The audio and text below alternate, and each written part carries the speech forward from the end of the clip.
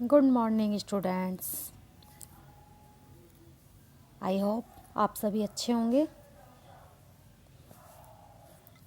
हम 15 चैप्टर तक lesson read कर चुके हैं, उनकी क्वेश्चन आंसर भी कर चुके हैं। आप सभी ने होमवर्क कंप्लीट कर लिया होगा। अब आज हम चैप्टर 16 मेरी यमुनोत्री यात्रा पढ़ेंगे। ये लेखक ने अपनी खुद के जो विचार थे वो लिखे हैं।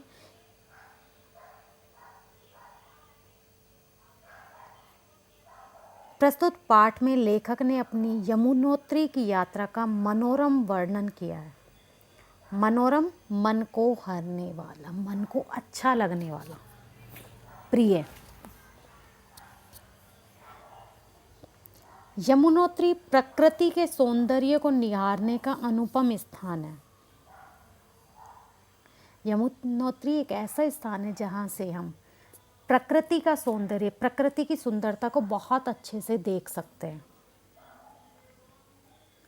यहाँ पर रात में भी हिमालय की बर्फ से ढकी ऊंची चोटियाँ स्पष्ट दिखाई देती है। आपको ये तो पता ही है कि हिमालय पर हमेशा पूरे वर्ष हिमालय की चोटियाँ बर्फ से ढकी रहती हैं।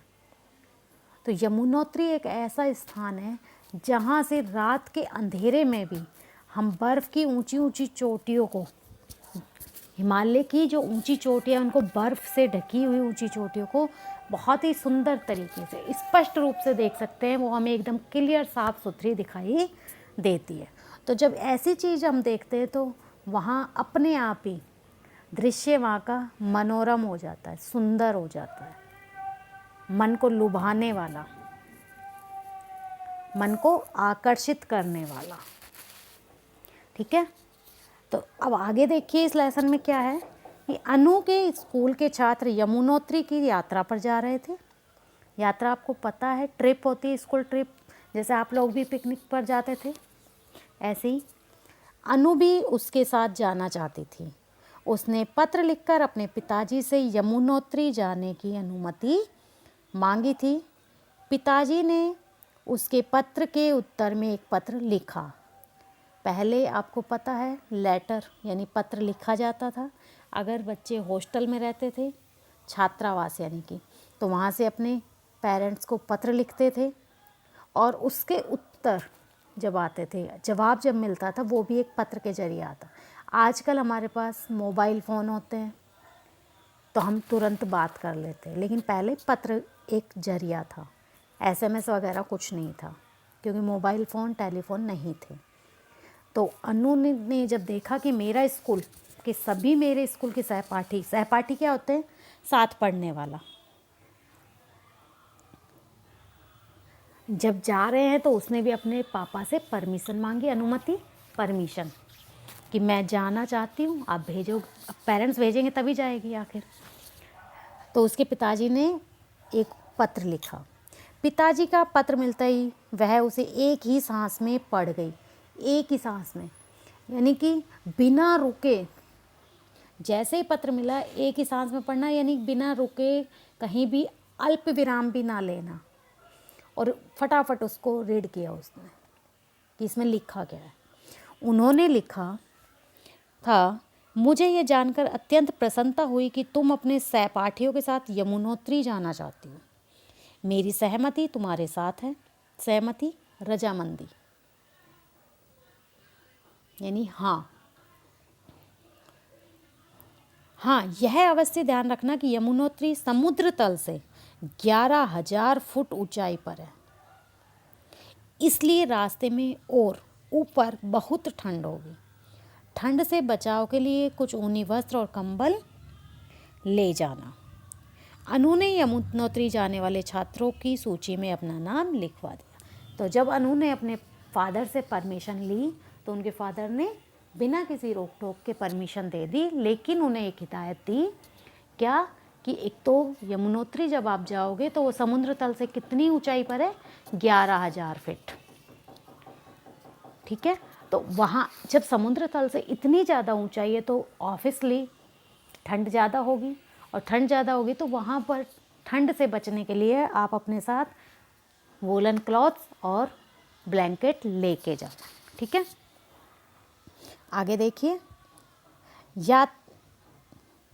यात्रा पर जाने वाले छात्रों की एक बैठक बुलाई गई। बैठक सभा, यानी कि उन्हें इकट्ठा किया गया। जो जो बच्चे, जैसे आप लोग भी पिकनिक जाते हो स्कूल ट्रिप पर, तो आप लोगों को इकट्ठा किया जाता है फर्स्ट डे कि आपको क्या पहन कर जाना है, वहाँ किस तरह से रहना है, अपने टीम के साथ रहना है, अपने स्कूल बच्चों के साथ रहना है, या अकेले इधर उधर नहीं जाना है। ये सब हिदायत दी जाती है ना, सावधानी बरतने के लिए बोला जाता है। तो ऐसे ही उनकी भी एक बैठक बुलाई गई। उन्हें यात्रा से संबंधित निर्देश दिए गए, कुछ इंस्ट्रक्शन दी जाती है, यही सब जैसे मैं अभी बता रही थी।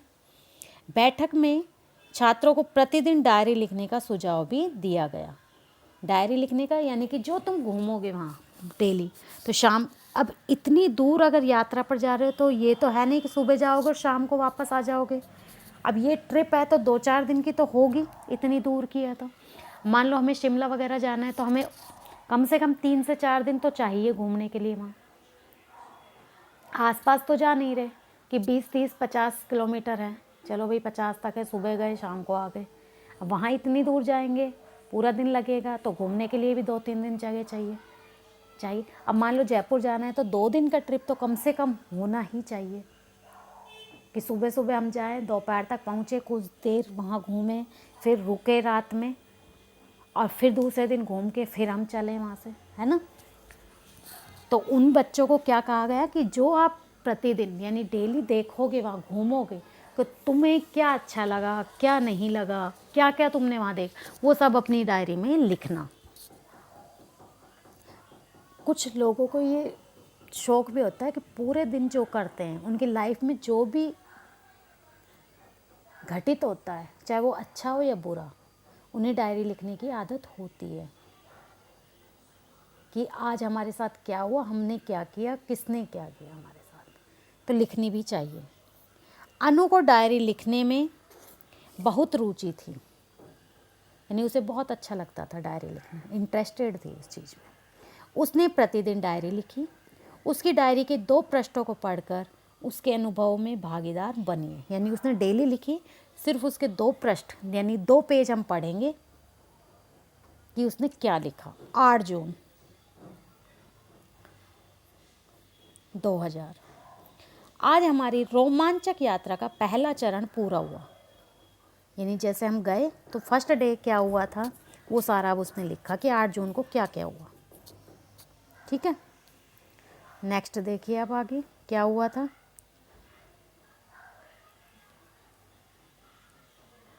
हमने यात्रा में प्रकृति के सुंदर दृश्य देखे।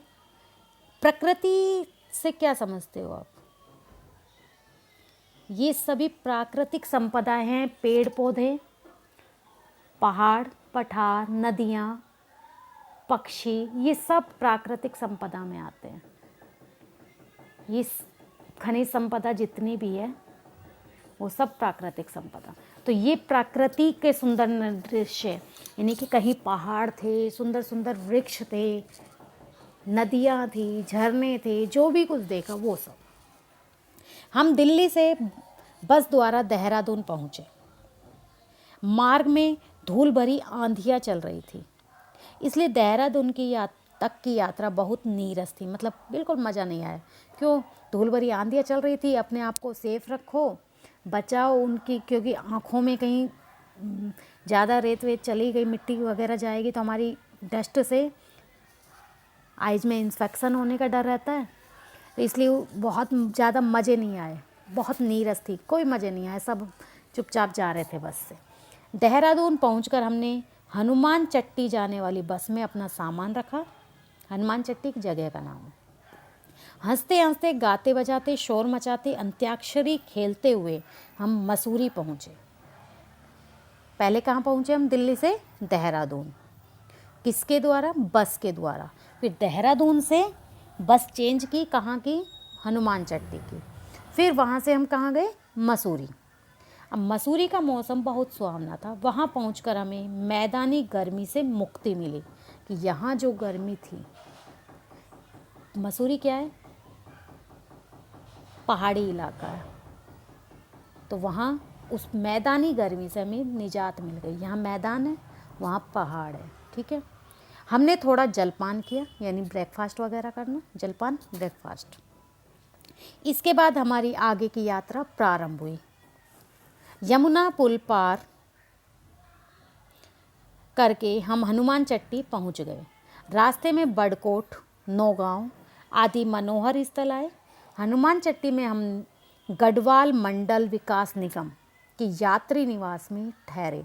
जैसे धर्मशाला होती है ना, ऐसे एक ये यात्री निवास यानी कि धर्मशाला जिसको बोलते हैं, जहाँ टूरिस्ट जो होते हैं वो विश्राम करते हैं, तो वो एक नाम था गढ़वाल मंडल विकास निगम उस जगह का।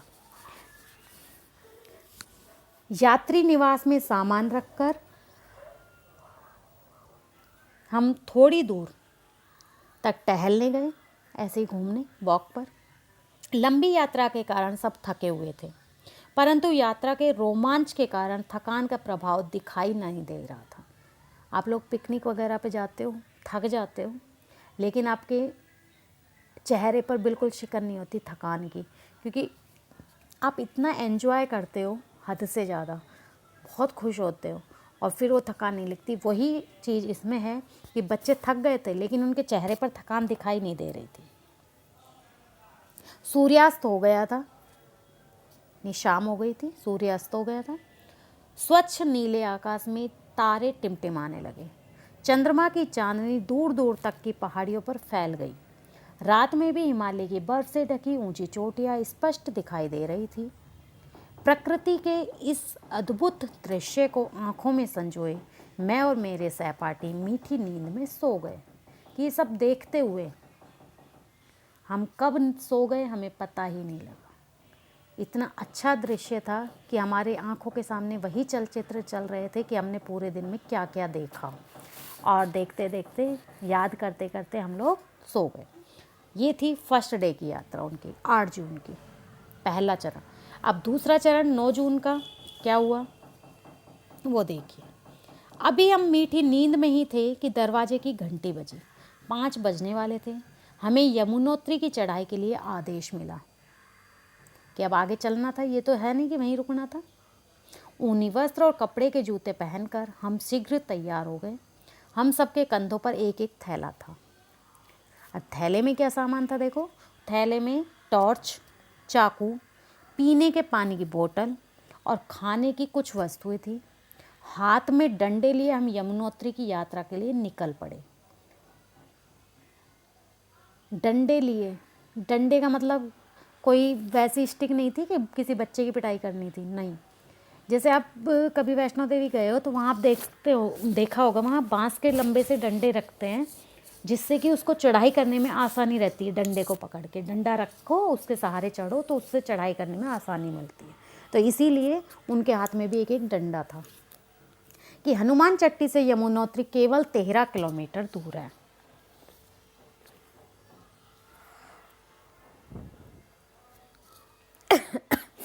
संभल संभल कर आगे कदम रखते हुए हम अपने लक्ष्य की ओर बढ़ने लगे। उनका लक्ष्य क्या था? यमुनोत्री, यानी उद्देश्य क्या था उनका? यमुनोत्री जाना। तो वो अपने लक्ष्य की ओर बढ़ने लगे। सारी पहाड़ियाँ हमारे गाए गीतों से गूंज रही थी। पहाड़ों में आवाज़ गूंजती अगर कुछ भी बोलो तो। और सब बच्चे जब मिलकर गाने गा रहे थे। शीतल मंद हवा चल रही थी, ठंडी ठंडी। अखरोट, चीड़ और बुरांस के पेड़ हवा में झूमते हुए ऐसे लग रहे थे कि मानो हमारे गीतों के स्वरों पर थिरक रहे हो, कि जैसे डांस कर रहे हो। हम गाना गा रहे हैं, वो डांस कर रहे हैं। पहाड़ी रास्तों पर चलने का अनुभव नहीं होने के कारण हमारी गति धीमी थी, क्योंकि हम लोगों को आदत नहीं है ना पहाड़ी पर चढ़ने की। तो धीरे धीरे रास्ते में झरनों के ठंडे जल से प्यास बुझाते चढ़ाई करते हुए जानकी पहुंचने का लक्ष्य हमारी थकान को मिटा रहा था। कि हमारा लक्ष्य क्या था? कहाँ जाना? यमुनोत्री। तो बीच में क्या था? जानकी। जानकी चट्टी एक जगह का ही नाम है, हनुमान चट्टी से ऊपर। तो हमें सिर्फ ये था कि हाँ यहाँ तक तो हम पहुँच जाएं, इस चक्कर में हमें थकान भी नहीं लग रही थी। जानकी चट्टी में हमने जलपान किया, यानी थोड़ा सा ब्रेकफास्ट किया। थोड़े विश्राम के बाद हमने दूसरे चरण की यात्रा प्रारंभ की। प्रकृति के सौंदर्य को निहारते हुए हम आगे बढ़े। ये पहले से भी कठिन चढ़ाई थी, जैसे जैसे ऊपर गए और ज़्यादा टफ था। हम बहुत संभल संभल कर कदम रख रहे थे। बर्फ से ढकी चोटियाँ ऐसी लग रही थी जैसे हमारी प्रतीक्षा कर रही हो, हमारी वेलकम करने के लिए तैयार हो। हम झूमते गाते यमुनोत्री पहुंच गए। हवा में ठंडक बढ़ गई थी, लेकिन सूर्य भी चमक रहा था। ऐसा नहीं कि सूरज नहीं था। हमने गर्म जल के कुंड में स्नान किया। यहाँ यमुना की धारा बहुत पतली है, यानी धीरे धीरे उसमें से पानी आता है। यह माना जाता है कि यमुना यहीं से प्रारंभ होती है, इसलिए एक तीर्थ के रूप में इसका महत्व है। यमुना के प्रारंभ होने का वास्तविक स्थल और ऊपर है, वहाँ की चढ़ाई बहुत कठिन है। यमुनोत्री से ऊपर देखने पर हमें एक बर्फीला क्षेत्र दिखाई दिया, इसे सप्त ऋषि कुंड कहते हैं। यही ही यमुना का स्रोत है, जहाँ से यमुना निकलती है। ठीक है, स्रोत जहाँ से निकलती है। यमुनोत्री में हमने एक रात धर्मशाला में बिताई। रात को हमने कैंप फायर किया। इस प्रकार यह कभी न भूलने वाली यात्रा बन गई। कैंप फायर क्या होता है? कैंप फायर कि वहीं जो टेंट वगैरह लगा के रहते हैं और वहीं आग जला के थोड़ी देर मौज मस्ती करते हैं, गाना वाना गाते हैं, खाना पीना खाते हैं और वहीं टेंट लगा के वहीं विश्राम करते हैं रात में, और दूसरे दिन वहाँ से निकलते हैं। वो होता है कैंप फायर। ठीक है, तो वहीं पर उन्होंने एक रात धर्मशाला में बिताई। थोड़ी देर उस कैंप फायर किया, टेंट मतलब मचान टाइप में लगा, मचान के कैंप टेंट की तरह लगा के फिर। तो ये उनकी जीवन की कभी न भूलने वाली यात्रा बन गई। तो हमें इस लेसन से क्या शिक्षा मिलती है कि हमें प्राकृतिक स्थलों की यात्रा करनी चाहिए। और जो ये पहाड़ी क्षेत्र होते हैं, यहाँ पर घूमना में कभी कभी जाना भी चाहिए। 1-2 साल में कभी तो टाइम निकाल कर थोड़ा घूमना चाहिए, एंजॉय करना चाहिए लाइफ में। ठीक है, तो ये लेसन हमारा कंप्लीट हो गया। इसकी वर्ड मीनिंग आप अपनी फेयर नोटबुक में लिख लेना, साफ साफ सुंदर सुंदर शब्दों में। लेसन 16 कंप्लीट हो गया हमारा, यानी रीडिंग के लिए। और बैक आपकी बैक एक्सरसाइज और क्वेश्चन आंसर हम नेक्स्ट क्लास में करेंगे। ओके स्टूडेंट्स, तो इसे आप अच्छे से रीड कर लेना। ठीक है, वर्ड मीनिंग फेयर नोटबुक में लिख लेना। Thank you.